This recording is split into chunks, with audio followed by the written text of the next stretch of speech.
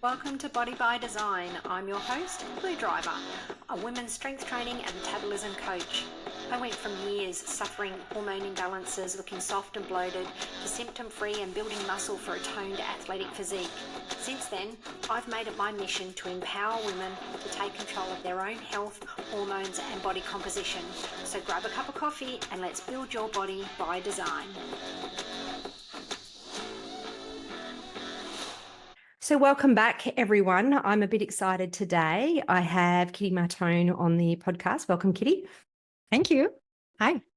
Kitty is the Healthy Gut Girl on Instagram. She is the CEO of Honors Natural, which provides progesterone creams and many others, which we will dive into today. She has the fabulous Facebook group Estrogen Dominance, which I believe is growing by the minute for you. It is. And she is an author and podcaster. So welcome, Kitty. I'd love to start with a little bit about your story and who you are. Okay. Well, thanks for having me. I'm always game to talk about my favorite subjects, which are my husband and my dog. But today we're going to talk about hormones. Yeah. I might talk about them too, though. My passion is gut health and hormone balance. And it started with just gut health because that was my big problem growing up. I had very, very bad gut health as a child. And then that led to, puberty. At puberty, everything was exacerbated, everything. So all of the things I was suffering from, ear, nose, and throat issues and gut issues and all the things just got exacerbated once puberty came. And as I got older, it became autoimmune conditions, and just one thing rolled into the next with different conditions. I was just a professional sick person is what was going on. And I ended up pursuing natural healing because I had been on so many drugs that there was just no end to the side effects from the drugs and everything that I was taking. So I ended up meeting my husband, who's a chiropractor and in Los Angeles, and he introduced me to the world of holistic health. And he was working with children who had disabilities. And who were in the spectrum or had cerebral palsy. And he's basically had me going to school. I went to nutrition school and learned all kinds of wonderful things, master herbalism and things. And then I started to work with his client base, which were a lot of these children. And I couldn't really help them very much because what I had learned was all about supplements and all these big diet changes. And I couldn't really do that with these kids. So we had to figure out something else. And that's when I discovered Donna Gates, who is the author of The Body Ecology Diet, and The Gut and Psychology Syndrome. McBride is the author. I can't remember her first name. And I ended up meeting Donna Gates and pursuing that field and gut health and fermented foods, and went on to start my own career, my own branding, which was Healthy Gut Girl. And the only problem, and it was helping me tremendously. I mean, all of the gut health work was really changing my life. I was no longer dealing with the autoimmune issues and, constant flare-ups of viral conditions, EBV and things like this. And I just wasn't, I was healing myself basically through all natural means. And then the one thing that was remaining was my infertility issues and my severe, horrific periods. I could not seem to budge. And the closer I got to perimenopause, the worse it would get. So that was what led me down the rabbit hole of hormones, and I wanted to do it all naturally. So I found progesterone and the progesterone therapy website. And that was my only help, was that site. And then the books and the work of Dr. Ray Peat and Dr. John Lee and Dr. Katarina Dalton. And that was tremendous for me and changed my life. But it was a little bit too late for me by the time I figured out really how to work with progesterone and how to really work with the, pro-metabolic lifestyle. And I wasn't able to ever carry, fully carry a child and have babies. So that was the unfortunate part of all of it. But it turned into this career of mine, which is basically, I get messages all the time from women who were finally able to get pregnant and finally having a baby without having complications. And so it's been a real rewarding and bittersweet path for me. But that brought me to, starting the estrogen dominant support group and podcasting about it. And finally, Ona Green joined the estrogen dominant support group on Facebook. And she was making progesterone because she had catamenial epilepsy, which is a hormonally driven type of epilepsy. Yep. And she was not able to get the dosage, the strength that she needed from her doctor, because they were saying, no, the progesterone's just for pregnant women or women who are trying to get pregnant and you don't need it at your age, et cetera, et cetera. So her and her husband did some deep dives and found out that it's not a regulated substance in the United States and it's not a drug. And if you make it from, a plant-based source, it's actually quite effective. So they made their own, started the company, came into my group, became very popular. She and I became fast friends, and she wanted me to work for them. And then she had a very sad, tragic accident, and she passed away from a heart condition that she had, and of course the epilepsy complicated things. And she passed, and then her partner and husband came to me and said, would you be willing to pick up where she left off in terms of the company?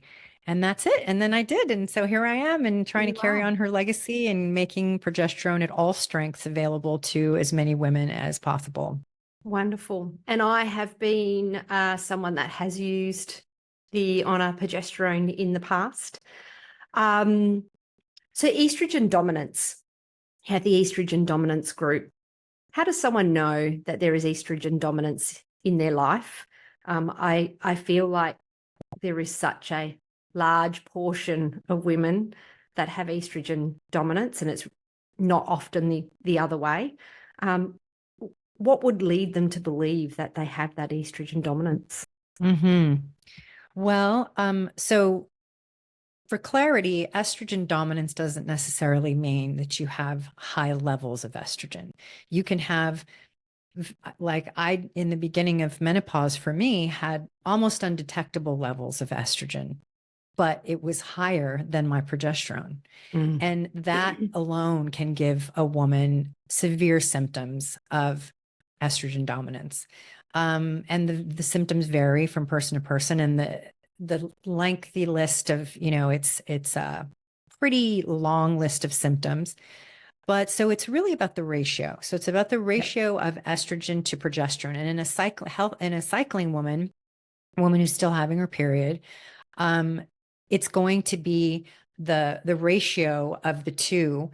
And throughout the month, not just any time, but throughout the month, you're going to want to look at that and see, because some women say, oh, I have horrible symptoms right before my period. And some women say I have horrible symptoms when I'm ovulating. And some women, like myself, I had 3 weeks of misery and like 1 week of, 1 week of some peace. And then when I really got into right before menopause and like towards the end of perimenopause, I was bleeding all month long. So that was really, severe case. And so a woman would know because the symptoms she's having are cyclical. So she's seeing things happen that are, like I said, either close to her period or during it or after it or during ovulation. It's cyclical. It's not, you're noticing, oh, when I start my period or when I start to ovulate, I get this pinching feeling in my ovary, or I start to feel hot flashes, or I start whatever it is. And so almost any hormonal symptom related to your cycle, I would say, is most likely estrogen dominance. It's pretty easy to say that.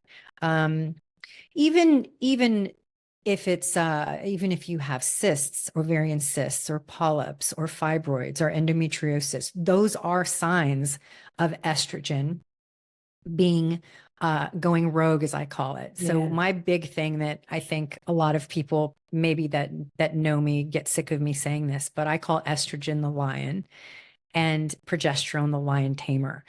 And that's because, like a lion, estrogen is powerful. It is unpredictable. It can be unpredictable. It is, but it's also the star of the show. But it needs the progesterone as the tamer, as the regulator, as the modulator, the thing that opposes the estrogen. So it keeps it from doing dangerous things. The progesterone keeps, the progesterone keeps the lion from going crazy in the crowd and doing dangerous things. And but we need it. We need it. It's responsible for our full lips, for our curvy bodies, for our full breasts, for growing babies, contributing to growing bone, contributing to healthy heart tissue. But left unattended, it can grow tumors. It can grow flesh. It can grow, your uterine lining. It can grow the inside of the flesh on your cheeks, inside your mouth. It can grow too much bone. It can do what it can do what the lion does. It's going to do what it does unless it has regulation. Yes. So, my story being endometriosis from pretty much the time I started cycles. I listened to a lot of what you say, and I had the horrendous periods, the back pain that would start a good week before the period. Then you would have your period. Then it grew to pretty much ovulation, then the week before, then the period. So I was 3 weeks out of a month, very uncomfortable. Went down the path of all the having it burnt, having the endometriosis burnt out, having it cut out, doing hormone therapies of stopping progesterone production was one of them. The symptoms of that was horrendous. And that went on for many, many years. I had assistance to have children because predominantly for me, intercourse became extremely painful at ovulation. And if you can't have intercourse at the right time, you're not going to get pregnant. And I was lucky enough to have 2 children, but then I obviously found the works of Ray Peat later on in life. And over time, with the better eating, I introduced the progesterone supplement as well. And I think it was around 18 months and nothing. And I've gone into perimenopause. I'm 48 now and sailing along just nicely. Oh, that's amazing. Congratulations. That's a big accomplishment. It's been nice to have some relief from that after having all those years of all those symptoms and not realizing what it was. And I was always told my estrogen was fine. It was my progesterone that was low, but that was never really addressed. Not a lot was known about endometriosis back then. Yeah. All right. So if someone realizes that they have these symptoms, there are some people that want to jump straight to the progesterone. And for me, with my clients, a lot of the time it's like we need to address diet and exercise, lifestyle stresses before we introduce something like that. Can you talk a bit more about that? Because it's not just about supplementation here. There's a very big picture on the way we live and the way we eat. Yeah. I think my partner at ONA's would prefer that I, didn't talk about these things because, it would be in my best interest to just say progesterone is the answer. But the reality is, and he knows that I feel this way. The reality is I would prefer not to. I would prefer not to have to buy fairly expensive creams and oils to have some balance, but thank God we have the option, right? So, one of the things that I think is most important about, and you said it already, and is that in order to make hormones, we have to have adequate fuel, nutrient-dense foods to do so, and we have to have exercise, we have to have oxygen, we have to have water, we have to have the basics. So I like to say that people are operating from faulty foundationals these days, that for their foundation of what they're doing, they're putting the supplements down at the bottom. Like if it's a pyramid, right? The bottom of the pyramid is our foundationals. It's our foundation. And those are the basics that we need. And people are sticking supplements down there. They're sticking coffee enemas and they're sticking castor packs down at the bottom and trying to fix things by taking ungodly amounts of different types of nutrients and supplements and things. Mm. And I'm all for supplements. I've got a whole drawer back here full of them Yeah. that I take every day. But the foundations have to be in place, or it's like you're taking 2 steps forward and 1 step back. You can't, no one has that's not the overall problem going on. The No. overall problem is not just a deficiency in this or that. It's the fact that, from the bottom, which is gut health, supporting liver detox. And I don't mean going out and doing a liver flush. I'm talking about what the liver needs. It needs protein. It needs B vitamins. And we're hoping to get these from food first, right? Yeah. So it needs vitamin C. It needs to Vitamin have A. those detox pathways open, right? Vitamin A. So, and then our gut, we need to be digesting the food that we're eating. So we need to have adequate stomach acid, and we need to be able to break down the food that we're consuming and utilizing the fuel from the food. And we need to be exercising. And for perimenopausal, menopausal women, and this is always a shocker to a lot, but I think it's becoming more common to hear, which is, the extreme forms of working out, the HIIT training and the Orange Theory and all these things where women are getting they're getting into a state of fight or flight while they're working out. Their bodies are like in emergency mode.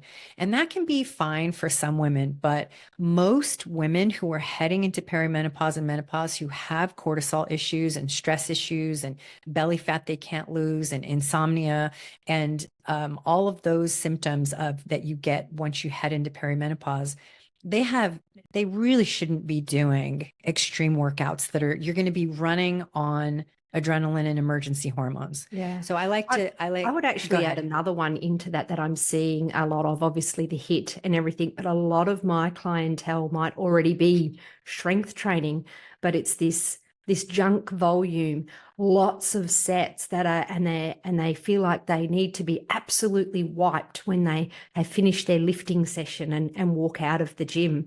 Not only is that not going to build you muscle with the stress that you're creating like that, the stress it puts on our central nervous system. So I think it's almost becoming, I have seen a shift from cardio to strength training, but it's almost like without that acknowledgement that in perimenopause and menopause, we probably don't have the central nervous system of a 20-year-old, and this high volume, high sets, strength training 5-6 days a week without giving ourselves adequate recovery is almost like it's becoming the new cardio thing. We don't need that much volume. We don't need that much stress. We need heavier weights to produce It took the me muscle growth. years to figure that out. And thanks to Kitty Bloomfield, I finally started to understand all that concept. And another thing is, the way I like to look at it, another analogy, because I love analogies, they just help my brain understand things better. But is, in my house right here, I have this fan going, I have this light on, I have my computer plugged in, and this is all using the energy in my house right now. Yeah. And if there were a hurricane or something and we lost power, I would use the backup generator. And that backup generator is not meant to be used all the time. It's not meant to be used it's only meant to be used for emergencies. So I look at our thyroid, gut, liver, consuming nutrient dense food, converting that into fuel, utilizing that thyroid hormone, all those things as the main primary source of energy. And I look at cortisol, aldosterone, adrenaline, norepinephrine, epinephrine, all these things as the backup generator. And when we are chronically using the backup generator, this is going to downregulate your thyroid. It's going to cause leaky gut, and it's going to downregulate digestion and put your rest and digest mode on the back burner. So when you go in and you feel so good and you're working out really hard, that is likely from adrenaline.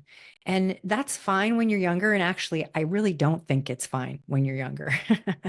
I think even there though are you went some for that people, too. yeah, I think there are some women who are athletic and can do that, but I think it's setting you up for this kind of stuff later on. Yeah. In fact, a lot of women that come to me are definitely their lifestyle before. They're like, I used to be able to do HIIT training and now I can't recover well. Now I have muscle wasting. It Now I takes have, time for it all to these. become chronic. So it's a build up over time and a lifestyle like Exactly. that. And then we hit our late 30s, early 40s, and these symptoms start showing up.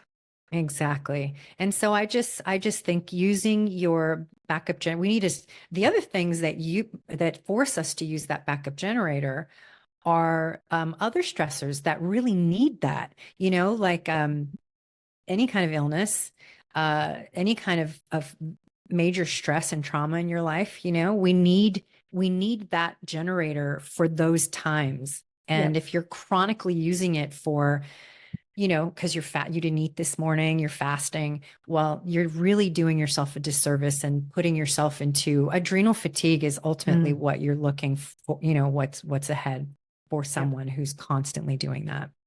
One of the things, you're talking about the supplements being that foundation, and I'm finding that HRT seems to be from medically scripted. HRT seems to be one of those foundation things that doctors are going to a lot now. Not all, but there is a big movement on that. And yet the questions haven't been asked, or it hasn't been looked at. What's your food like? What's your sleep like? What's your stress like? How much sunlight are you getting? What sort of movement are you doing? Is it not enough or is it in excess? Those sorts of things. And a lot of women that come to me are, well, what about this supplement? And should I be looking at HRT? And should I go and get blood tests is another thing. I should have functional tests done. I should have blood tests done. And the first thing I say to them is, how about we just get the foundation right? Because if you feel like crap, your blood tests are going to show lots of problems. We know that because you feel like crap. Mm-hmm. You're stressed, your periods are terrible. If you're in perimenopause, you've got those hot flushes, all those things that are happening. And if we address those foundations first, and we get you sleeping better because we're now fueling you properly. You don't have blood sugar dysregulation because you're eating breakfast and you're eating frequently and you're eating protein with every meal to regulate your blood sugar. That your energy is going to get better. And when we do this, a lot of the time, these symptoms clear up. And this is when we can look at things like progesterone support, that when you've been doing that for some time, and I don't mean a week or 2 weeks, it takes some time, give it a few months and see what's left. Because sometimes our body, I liken it to like it needs a little bit of a reboot when it's been in that state for so long. It needs a bit of support to get the progesterone producing again, or you might need just that little bit extra to nurture you. So get those foundations right first and see what symptoms are left over. So it points to which sort of supplement you might need, or possibly go down the path of blood testing, functional testing to see what's slightly out of whack to what you can then support. But always those foundations first. Yeah, Always. absolutely. Yeah, that's ultimately what the goal should be. But it's not any different than any other drug that they push on people. It's like it is different in its technical form. It's not a drug really. It's just that happens to be regulated in some countries. But with statins and all these other drugs that they give to people, they don't say first, when someone comes in and says, I have terrible heartburn, they're not like, okay, well, what are you eating? And they're just like, oh, you have heartburn? Here's a protein pump inhibitor, here's a something to mask over the symptom. Right. Yeah. So they do that. So it's the same thing with the bioidentical hormones now. And they're just saying, oh, and same thing with the synthetic hormones as well. They're like, oh, you have heavy periods. Well, let's give you the Mirena coil then. Okay. They don't ask the important questions. I've yet to see, there are some functional doctors who do, but mostly they're pretty quick to put you on any kind of drug that they can, mask the symptoms with. I was given the Mirena coil, and I feel for women who don't have a stronger personality that can advocate for themselves, because I had to go to 3 doctors to have my Mirena coil removed. I had them refusing to take it out. So I had the Mirena coil after children. I felt like I was going insane, absolutely insane. I was overwhelmed. I was depressed. I could not think straight. The breaking point for me was we were very busy. I was running around. My daughter was only about 3 or 4 months old. I was going to see a naturopath because I was desperate to feel better again. Doctors had gone, oh, you're a mother. You're meant to feel like this. You're meant to, give yourself time. And I just felt like I was frying. My little brain was frying the whole time. And I remember this day I had to go to the naturopath, and then I had to be home in time because we had a bank appointment and we were doing renovations on the house. Well, not renovations, but it was a new house and we were doing lots of work. So I was leaving my older son and my daughter with my husband at the time, and I was breastfeeding her. And in the end, he went, look, I can handle Jackson. You take Zali, because if she needs feeding, I can't do anything with her. But it was a last minute change that my poor little brain at the time could not cope with. So I just scooped her up, threw her in the car and went out. But that hadn't been my plan all week. That hadn't been the plan. So I'm driving there trying to find this place. It was the first time I'd been there and looking for directions, thinking I need to make sure I get on time and get back for the bank and do this and do that. But in my head, I was still like, and I need to hurry because Zali needs feeding. I'd totally forgotten, with the overwhelm, that I'd popped her in the car. I actually haven't spoken about this in publicly. So I'm going to go with it because I think it's really important for people to understand what these hormone therapies are doing to people and how we can't advocate for ourselves. So I went into this appointment and I think I was in there for like 90 minutes, came out, got in the car, and then I heard this little squeak from the back and my gut sank. And I turned around and there was my baby girl, red eyes. She had been screaming her little heart out, obviously. Now, I live in Mackay in Queensland, which is the tropics. And the only thing that saved her in a locked car was we go from very warm weather to all of a sudden it goes cold. Well, cold for us, but we were having a spell of mornings were 3-4 degrees. It can happen. And we actually had a couple of days of that. So it was very, very cool, because I still believe to this day that potentially I wouldn't have her had it have been another day. And it came down to this cloud and this fog that I had. And I went, I'm getting really emotional talking about this. She's now 17 years old. So it's been a very, very long time. And I went down the rabbit hole of the Mirena and I found a whole community of women that were like, I lost my marriage because of it. I had psychotic episodes, because all these things. And the doctors kept telling me, no, it's not the Mirena, but your endometriosis will come back. You'll have more children. It was like, I'm not a rampant teenager that can't control myself. I know how to be careful with pregnancy and things like. Third doctor, I had 3 doctors it took to get the Mirena out. But I can tell you right now, within 2 weeks of having that Mirena out, I was probably 80% better. Wow. It was like this cloud lifted. I knew that day that something was very, very wrong, that I left my daughter. I forgot my daughter. Wow. That's very unbelievable. Very impactful. So scary. And this is the answer to heavy periods. And they would not acknowledge the Mirena gives very low dose. No, it's not. It has no side effects. They refuse to acknowledge that many women were having very severe reactions to this Mirena oil. And still are. And it's still on the market. And, people say, well, there's a lot of women who do really well with it. And that's great. But aren't we supposed to, drugs get pulled off the market all the time because of, what's happening to, because of injury. And this, for some reason, they're not making the connection. They're not, or they don't want to make the connection. They don't want to. Yeah. Right.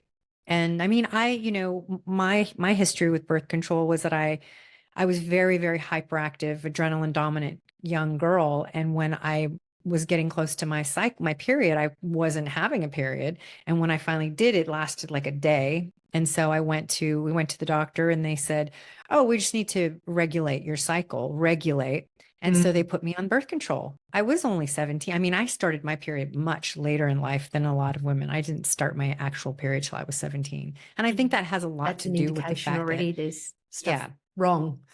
yeah. Yeah. And so, I was on birth control for years and years and years before I finally decided to get off. So it's no wonder that I couldn't, that I kept having chemical pregnancies.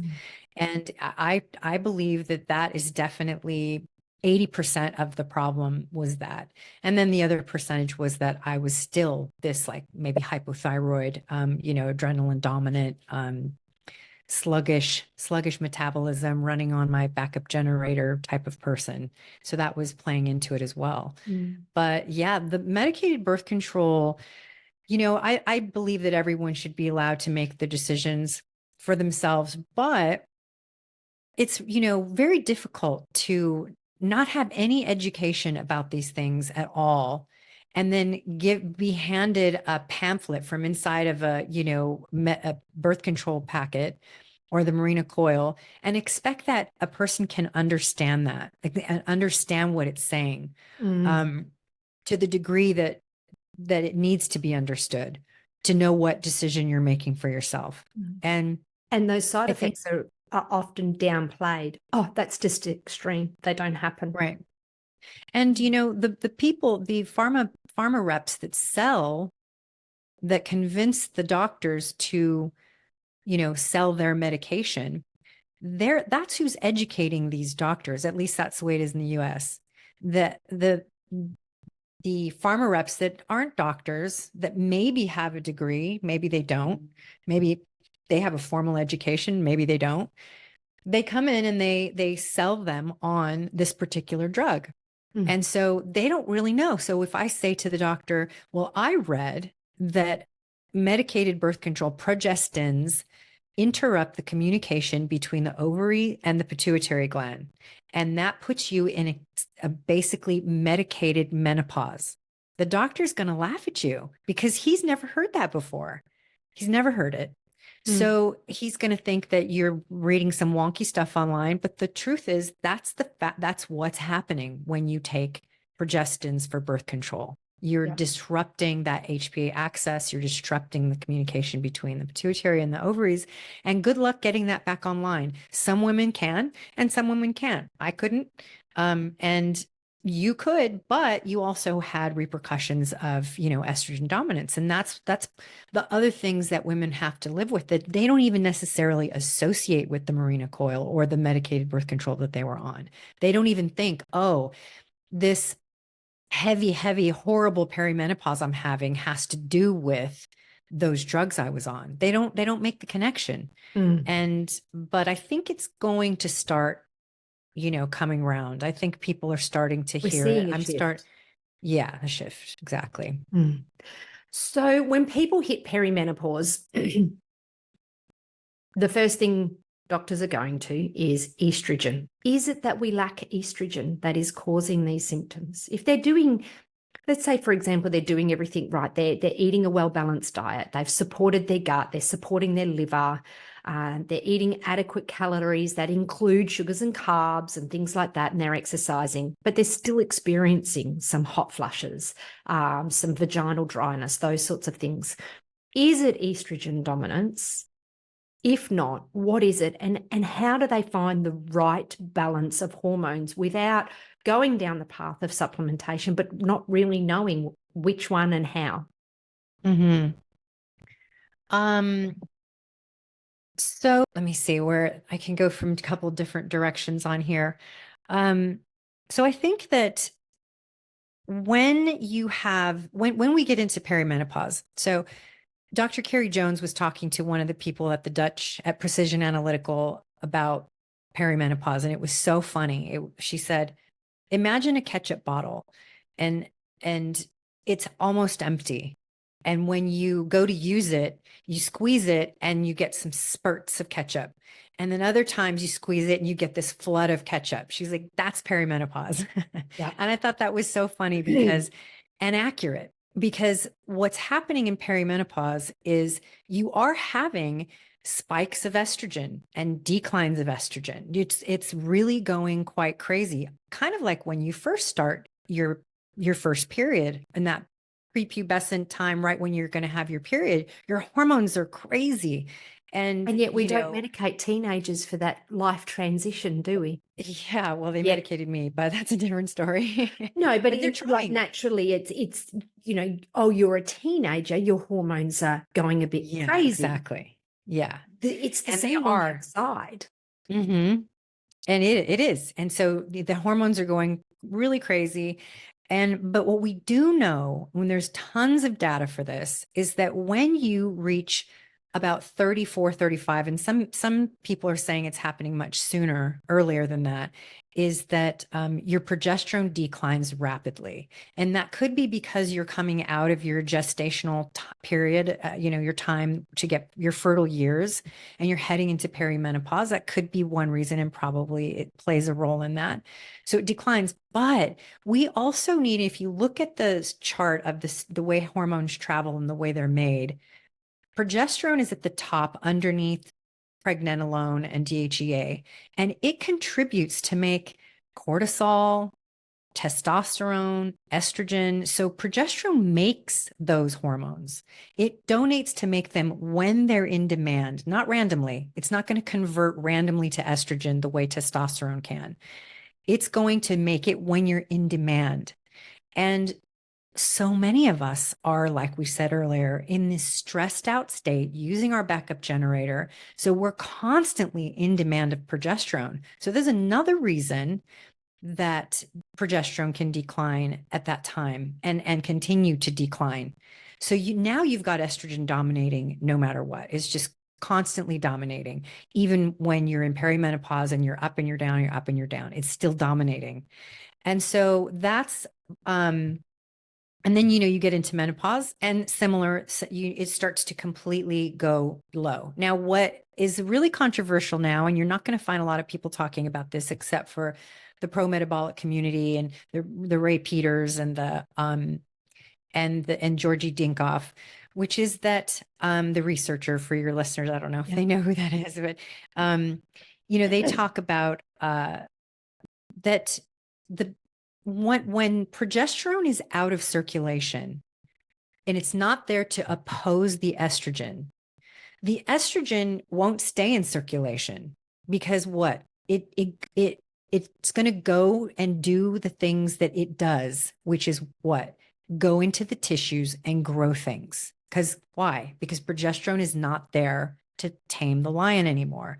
So, and it's not a theory. There's quite a large study that was done in China, a large study that was done showing that all of these women from ages 25 up through into menopause had really high, all of them had really high levels of estradiol in their tissues. So that means breast tissue. Now, doesn't that make sense? Because you think, okay, women say, well, estrogen, perimenopause and menopause is such a low estrogen state. That's why women are getting cancer, because they don't have estrogen. But that's not true. They're getting breast cancer. They're getting cervical cancer. They're getting all kinds of problems in their old age or in their perimenopause and menopause. Let's say it to be politically correct, because it's in the tissues and there's no progesterone to keep it balanced in the blood any longer in circulation. And that's why when we do blood tests and it shows low estrogen, that's not necessarily the full picture. Exactly. And so doctors will say, oh, you're in menopause or perimenopause, you need estrogen. So they give you the estrogen, and now you're dealing with an estrogen load that you can't handle. And so my big message is, look, once you finally work on your foundations and you get to the point where you're having those symptoms that seem to be estrogen related to low estrogen, don't take it without progesterone. Why? Why risk it? Progesterone is safe. There's no reason to not take it together. And for people who tell you, for any doctor, I will debate them any moment, anytime, any day, that tell you that topical estriol vaginally is not systemic, does not circulate into the blood, does not have to go through the liver detox, must have failed out of their pharmacology, metabolism, exogenous metabolism 101, because it does. Almost anything you put on the skin, like a cream, things, cortisol creams, things like that, they have to go through the second pass at the liver. And that means they're getting into your system. And that means that you're going to do whatever you do with estrogen. So maybe that's good things. But for me, it didn't matter. I could eat flaxseed, which is a phytoestrogen, and it would make my symptoms worse. And for a lot of women, those are beneficial. Not for me. I was doing very bad things with my estrogen because I didn't have enough progesterone. So why risk it? Just take both. If you're gonna take it, take both. And in what ratios would you recommend in taking both if they're going to give that a go? Well, I can't give dosing recommendations on here, but I can say that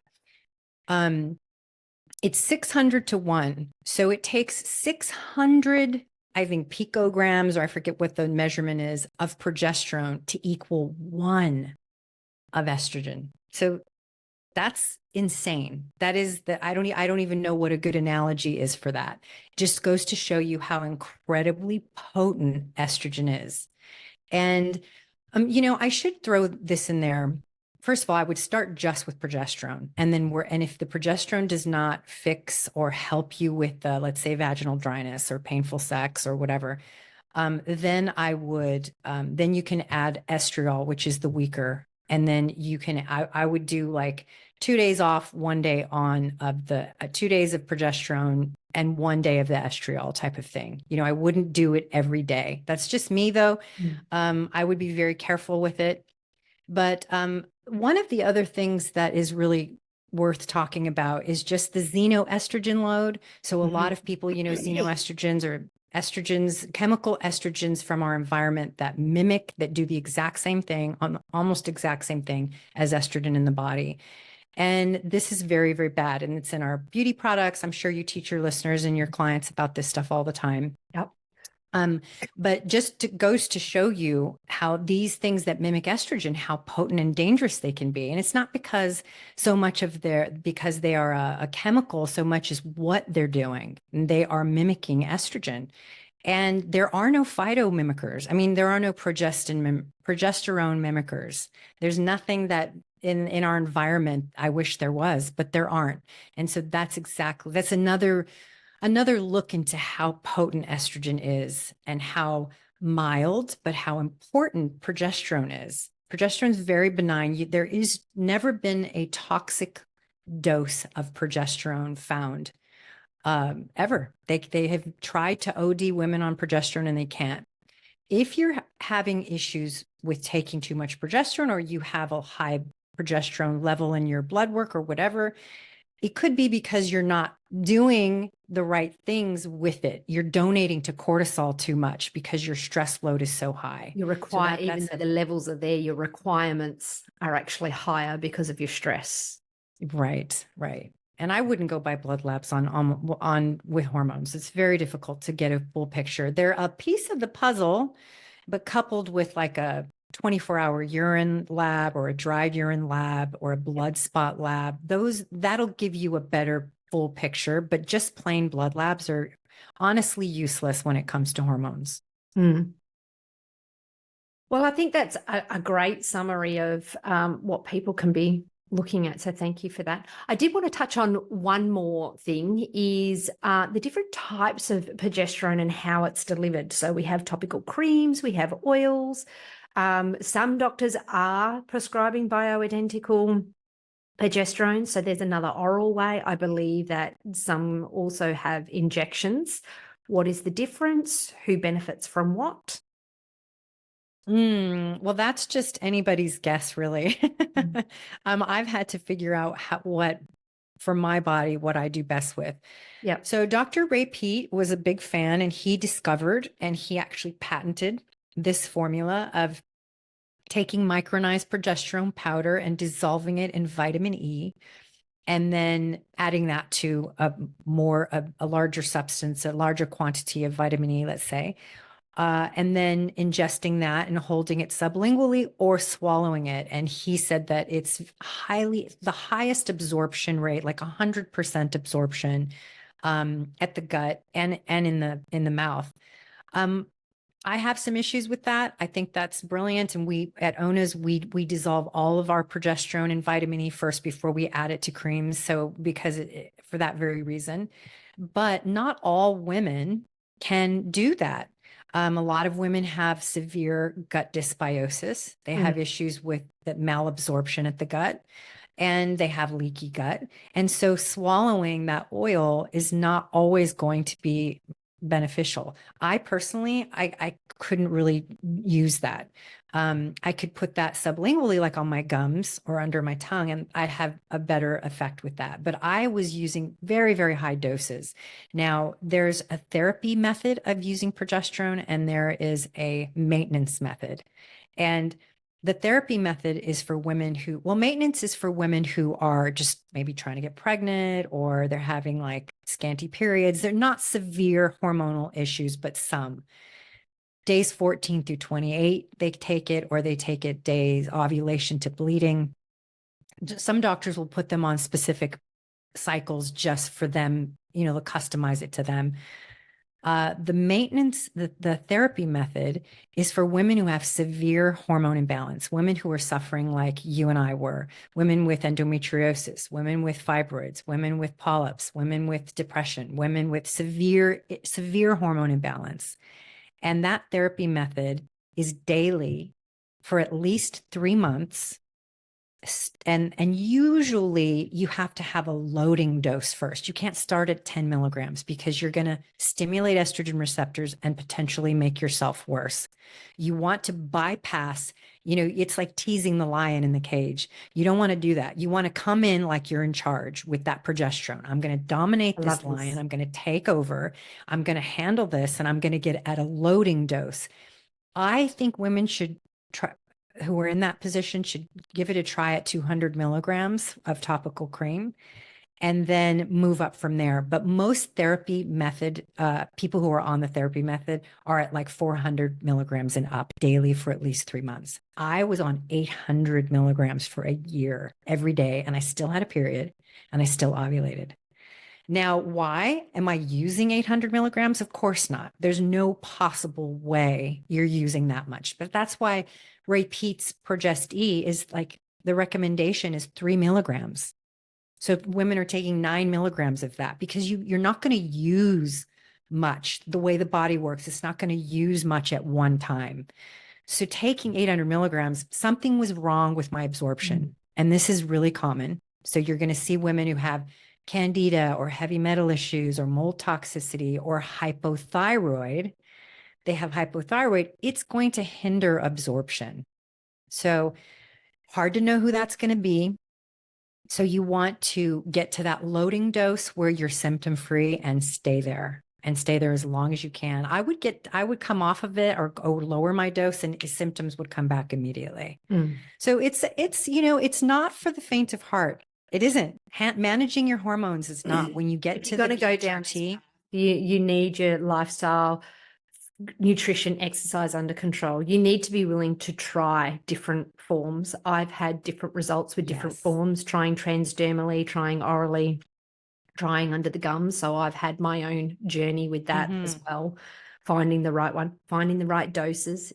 Like you say, it's not a one size fits all. And I think as much as there's lots of information out there about taking progesterone, and those that are willing to give it a go, like you say, they do need to understand. It's not an instant fix. It's not an instant fix. You need to keep those foundations. You need to look at your biofeedback, be very in tune with what's happening with your body, and consistent with what you're doing before you start chopping and changing every week. We see a lot of this that, I've done it for 2 weeks and it's not working. Let's change. Let's add something else. Exactly. We need longer to work those out. Yeah. I didn't say so there's like you mentioned, the most common forms or mediums are oral, like oil, topical creams, and then there's suppositories that you can get from a doctor, which I think are fantastic. In fact, I have a video of taking a little molds, little pill molds, and putting 10% progesterone in the molds and freezing them, and using those vaginally or rectally. A lot of women have really good response to vaginal and rectal suppositories. And then I was vaginal in the early stages. I tried cream, transdermally did not work for me. I've tried vitamin K, transdermally doesn't work for me either. I did try orally. Look, on the gums, I had a slightly better response. I found the amounts I needed, the vitamin E, upset my gut. So then that obviously creates issues. I moved to vaginally. The oil vaginally is which is where I had my early success. Yeah. And then the injections are great if you can get them, but they do work a little differently. And then taking prometrium or Progesterone, is that what it's called in the UK? It's the pill. So it's not medicated pill. It's bioidentical progesterone pill. And it's usually 100 milligrams per pill. And a lot of women will take 200 per day. And that I enjoyed that because it helped me to go to sleep. And the reason is because it goes through first and second pass at the liver. And when it goes through that first pass at the liver, as opposed to the cream, which only goes through second pass, it creates a metabolite called allopregnenolone that is very, very good for mental health. Now, it can make you feel drunk. It can make you feel sleepy, drowsy. And so we say, take it before bed. Not all women will make that metabolite. It depends on which pathways you favor with your hormones, but it can be super beneficial. And you can combine mediums too. You can take like the oral pill, a capsule, along with the topical cream. And there are ways to find what works for you. And I do recommend, seeking guidance with people like yourself who know, a lot about it. And also, I have the progesterone handbook, which is going through a total renovation right now. And it's at the bottom of the ONA's website, which I'll put all the links for Kitty in the show notes as well. So you'll have all of her contact details and the website as well. Yeah, great. Wonderful. Well, thank you very much for your time, Kitty. I think that's, a great breakdown of hormones and progesterone and what it's doing in perimenopause, which is, a lot of my listeners, that's where they're at in that menopause stage and suffering. So I think that that's some great guidance. Obviously, you can always reach out to Kitty as well if you're looking for some more guidance there as well. So thank you. Thank you so much. And the Instagram link is actually healthygutgirl_, because there's an imposter out there, Healthy Gut Girl, and I'm healthygutgirl_. We will make sure that's right in the notes for everyone. Thank you. Thanks for having me. Bye.